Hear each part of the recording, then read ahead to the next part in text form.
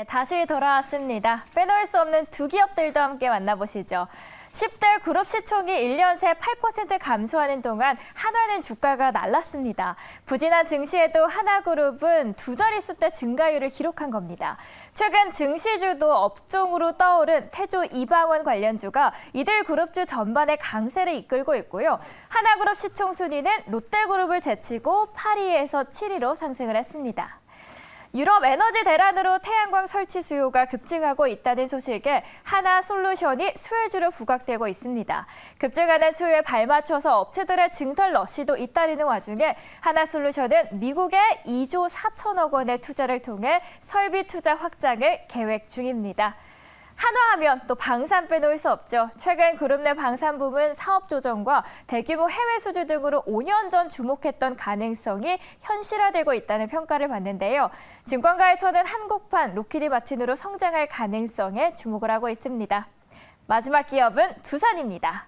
장기간 일감에 목마르던 원전 업계는 이집트 원전 프로젝트 수주를 산업 회복의 신호탄으로 여겼습니다. 원전 업계는 낙수효가 원전 르네상스를 기대 중인데요. 두산 에너빌리티는 이집트 원전 프로젝트에서 주 시공사 역할을 할 예정이고요. 현재 원전 분야 협력사는 800곳이 넘습니다. 원전 업계에서는 같은 중동권으로 볼 수 있는 아랍에미리트에 이어서 이집트에서 또 한 번 수주를 했다는 게 상당한 의의를 평가를 받고 있습니다. 원전 이외에도 수소경제 확산을 위한 흐름이 고개를 들고 있습니다. 특히 그동안 숨죽였던 수소 발전 이슈가 대규모 행사와 관련 법안 시행을 통해서 재차 주목받는데요. 올해로 3회차를 맞는 수소산업 전문 전시회는 세계 최초, 세계 최대 규모의 행사이면서 지난 31일부터 3일까지 진행이 됐습니다. 마지막으로 두산의 지분 매각 소식이 시장에 파장을 일으켰습니다. 하필 매각 대상 회사가 새 정부의 친원전 정책을 타고 급부상한 두산 에너빌리티였습니다. 이상한 건 매물 출회가 예정된 두산 에너빌리티뿐 아니라 지분을 팔아 수천억 원 현금을 확보한 두산 주가도 떨어졌다는 겁니다. 블록딜 대상이 된 두산 에너빌리티는 시장에서 매물이 대거 풀리니까 주가가 약세를 보였던 건 이해가 가실 수 있죠. 그런데 두산 에너빌리티뿐 아니라 또 계열사 지분도 팔아서 막대한 현금을 챙긴 두산 주가는 왜 이렇게 힘을 못 쓰는 건지도 미스테리입니다. 왜 이런 일이 생긴 건지 꼼꼼한 전략도 부탁드리겠습니다. 네, 다시 받았습니다. 한화 두산이 있군요. 네. 없는 줄 알고 서운할 뻔했는데, 자, 그럼 여기에 또 첨언을 해주실 헤르메스 스탁 하창원 본부장도 함께 오셨습니다. 어서 오세요. 네, 안녕하십니까. 네. 자, 한화그룹, 그렇죠. 빠지면 안 되겠죠. 한화. 어제도 저희 이제 일발장전에 좀 집중적으로 얘기 드렸는데, 한화그룹에 대한 하창원 본부장의 토탈, 네. 점수? 네, 좋습니다. 그냥 좋습니다. 네. 일단은 기업의 이런 가치라든지 성장성, 그다음에 재무 안정성, 독점력 대부분 다 좀 높게 점수를 평가를 했습니다. 네.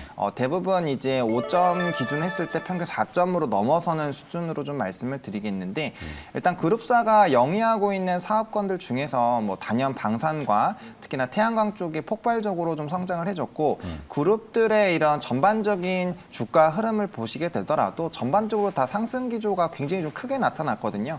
그만큼 시장에서도 해당 이제 그룹을 좀 좋게 보는 부분이 있고 특히나 이제 좀 합병을 하거나 수직 계열화를 하면서 또 해당 부분을 좀 특화시키는 하나 같은 경우는 이제 이 방산 쪽도 묻고 그다음에 또 태양광 쪽도 이제 지분법인이라든지 이런 것들을 좀 정리하면서 좀 계열화를 좀 제대로 하고 있다라고 보시면 좋을 것 같습니다. 단연 이렇게 좀 합쳐 놓으면은 해당 부분에서는 앞으로의 좀 산업 성장이 기대가 되는 부분에서 보다 더 박차를 좀 가할 수 있지 않을까라는 관점에서 좀 굉장히 좀 긍정적으로 말씀을 좀 드리겠고요. 네. 한동안 이런 글로벌적 지정학적 리스크 그리고 이제 에너지라는 계속적으로 이슈가 될 것이고 특히나 이제 미국 지역 쪽에서의 이런 태양광의 강한 흐름들이 기대가 되고 있다 보니까 이런 그룹주들의 전반적인 기대감은 계속적으로 나오지 않을까라는 부분에서 총점 84점 좀 드려보도록 하겠습니다. 네.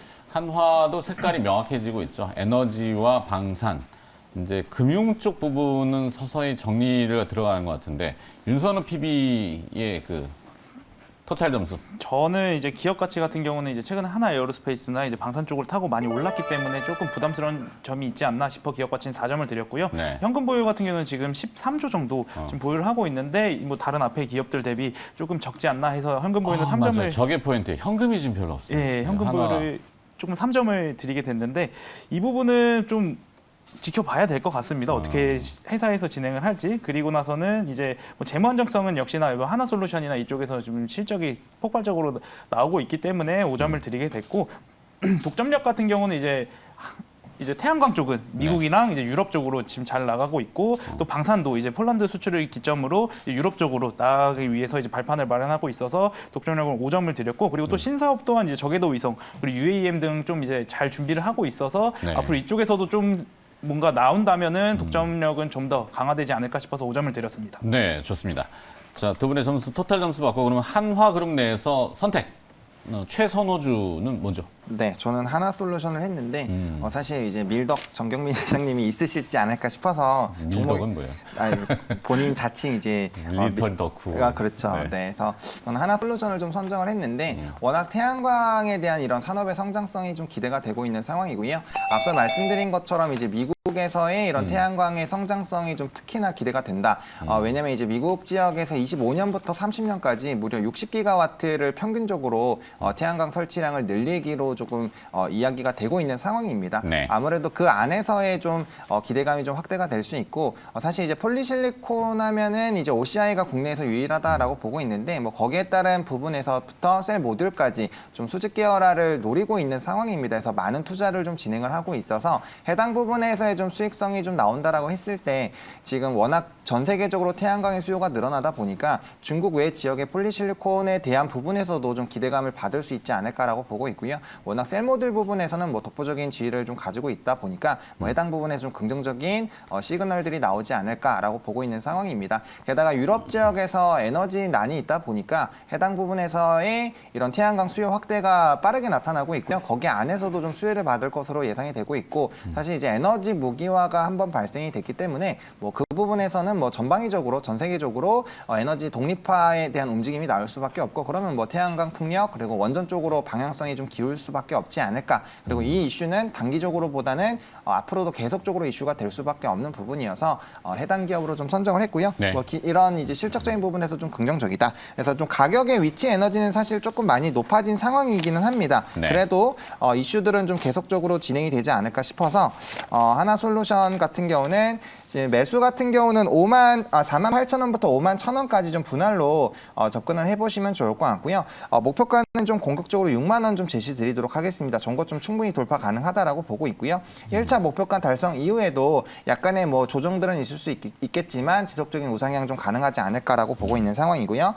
손절 라인은 42,000원으로 이번에 매물대 뚫어주던 그 라인만 무너지지 않는다라고 한다면 충분히 끌고 가보셔도 괜찮겠다라고 정리 드리겠습니다. 네, 저 화면이 어떻게 보면 천정을 좀 뚫어버렸네요. 네, 뚫었습니다. 살짝 위에 게 다 안 보이는데, 그죠? 네.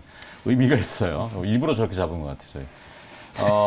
우리 윤선우 PB는 한화그룹 내에서 저는 이제 하나솔루션이 좀 자리가 높지 않나라는 생각으로 이제 방산 쪽은 하나 시스템을 가지고 와봤습니다. 하나 시스템. 어제 아픔이 있었어요. 일발장전에서 열심히 얘기했는데 어제 한율 무게에 못 견디고 밀려버려가지고 근데 어제 상당히 좀 대부분 기분이 좀 안 좋았었는데 주가들이 네, 안 윤선 좋았는데 PB의 하나 시스템. 하나 시스템 같은 경우는 이제 방산 쪽에서 이제 꾸준한 매출이 이제 나오기 시작하고 있기 때문에 재무적인 구조는 좀 안정적으로 갈 수 있을 것 같고 저 하나 시스템을 좀 보는 이유는 바로 이제 다른 방산주들 대비 주가가 오른 게 없기 때문에 지금 하나 시스템을 가지고 왔고 또 하나 시스템 같은 경우는 이제 저궤도 위성 기업인 원앱의 지분을 가지고 있고 또 이제 UAM 기업인 미국의 오버에어에 3천만 달러를 이제 투자를 강행하면서 이제 신사업 쪽으로 조금 더 이제 발을 넓히고 있는데 방산의 이제 안정적인 매출과 함께 신사업적으로 이제 뭔가가 나타난다면은 주가는 지금 수준에서 한 단계 더 레벨업 되지 않을까 싶어서 하나 시스템 한번 가지고 와봤고요. 하나 시스템 같은 경우는 목표 주가는 24,000원 정도로 한번 잡아보시고 좀 장기로 보시면 좋을 것 같습니다. 네.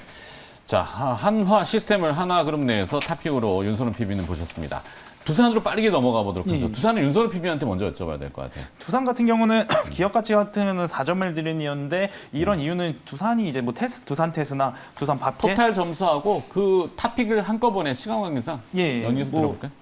기업 가치는 4점 그리고 토탈 점수 총 72점이 나왔는데 현금 보유가 다른 타사들 대비해서 너무 없습니다. 그렇기 때문에 현금비용이 3점 정도 줬고 성장성은 그나마 이제 SML 소형 모듈 원전이 있는데 이제 풍력 쪽으로도 조금씩 뭔가 나오고 수소 쪽으로도 조금씩 나오고 있어서 성장성은 4점을 드렸고 독점력 같은 경우는 이제 SML 부분에서 조금 두각을 보이고 있기 때문에 독점을 4점에서 총 72점을 드렸고 제가 역시나 갖고 온 탑픽은 두산 에너빌리티입니다. 두산 에너빌리티. SML 시장의 이제 개화 가능성에 이제 주목을 하고 있고 또 이제 탄소 중립 맞춤형 사업을 영위를 다 하고 있습니다. 네. 가스터빈, 수소터빈, 그리고 SMR, 그리고 풍력까지 하고 있고 또 풍력 같은 경우에는 이제 정부에서 고정 가격 입찰제를 시행함에 따라서 이제 조금 이제 편안하게 성장시킬 수 있는 원동력이 마련되지 않았나 싶고 지금 마지막으로는 이제 블록딜로 인해서 지금 최근 주가가 좀 많이 빠져 있는데 이런 블록딜을 좀 조정 매수의 기회로 한번 삼아보시고 장기간으로 좀 끌고 가보시면 좋을 것 같고 목표 가격은 한 전고점이 23,000원 정도 잡아보시고 가보시면 좋을 것 같습니다. 네, 두산의 토탈적인 점수하고 그다음에 탑픽은 두산 에너빌리티 윤소는 PB 내용이었고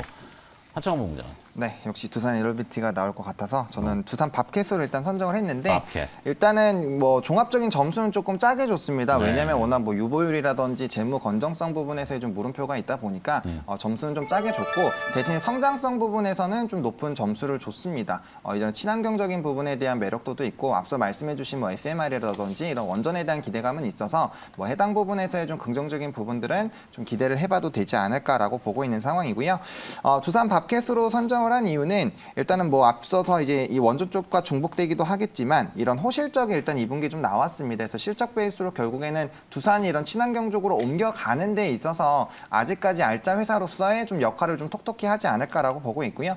최근에 뭐 인프라 투자라든지 이런 부분에서 좀 기대감을 받았는데 사실 기대감으로 지금 끝난 부분이 좀 없지 않아 있습니다. 그래서 해당 부분들이 좀 진행이 된다라고 했을 때 충분히 좀 긍정적인 실적 베이스로 다시 한번 좀 턴을 할 수 있지 않을까라는 그런 관점에서 해당 기업을 좀 선정을 했고요. 그리고 PER도 워낙 좀 낮은 상황이죠. 그래서 피어 그룹 대비해서 저평가적인 매력도도 좀 부각이 되고 있다라고 보시면 좋을 것 같습니다.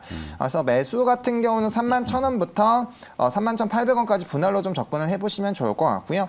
목표가는 1차로 4만 원 좀 제시드리도록 하겠습니다. 이전에 조금 횡보했었던 그 박스권 중간 라인까지는 충분히 좀 도달이 가능하지 않을까라고 보고 있는 상황이고요. 손절 라인은 27,500원으로 전저점보다도 좀 이탈을 하게 됐을 때는 조금 조심을 해보자라는 관점에서 가격 제시를 좀 드리도록 하겠습니다. 네. 하창원 본부장은 두산그룹주 내에서 두산 밥캣을 탑픽 선호주로 선정해 주셨습니다.